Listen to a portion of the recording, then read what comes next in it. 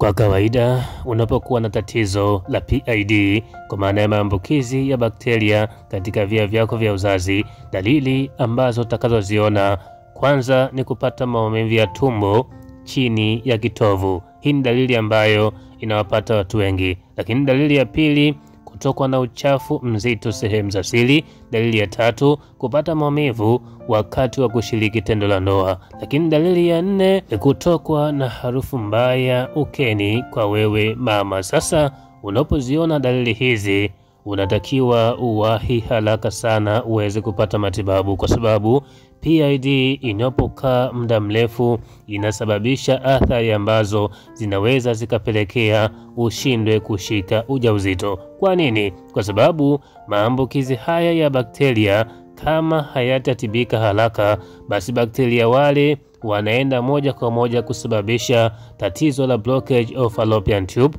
kwa maana ya kuziba kwa milija ya uzazi. Na pindi ambapo milija hii ya uzazi itaziba, ndipo pale ambapo unatafuta mimba na mume wako, lakini mwisho wa siku mtoto hapatikani. Unaenda kupima, unaambiwa milija yako ya uzazi imezibwa, kwa hivyo inatakiwa usafishwe. Prosesi ya kusafisha milija, kwa wale ambao tayari wamewahi kupitia jambo hilo, na imani utakuwa unafahamu gharama yake na jinsi ambavyo ugumu wake ulivyo. Hii ni namna ya kwanza. Lakini namna ya pili, PID inasababisha ukosefu wa ute wa uzazi. Utakuwa unatoa uchafu na sio ute ambao unahitajika, ili mradi kuweza kurahisisha mbegu za kiume ziweze kuingia ndani na hivyo mimba kuweza kupatikana. Kwa hivyo, kwa nini sipati mimba wakati niko na PID? Kwanza ni kwa sababu milija ya uzazi inaweza ikaziba.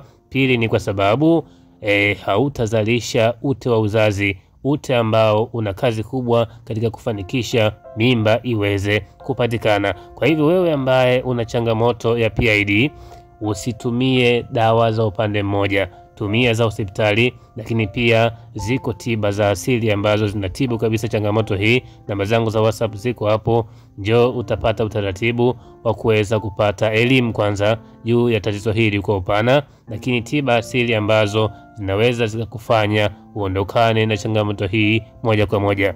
PID inatibika, lakini kama utachelewa, madhara yake ni makubwa. Asanteni kwa kunisikiliza, na usisahau kusubscribe au kufollow katika peji hii.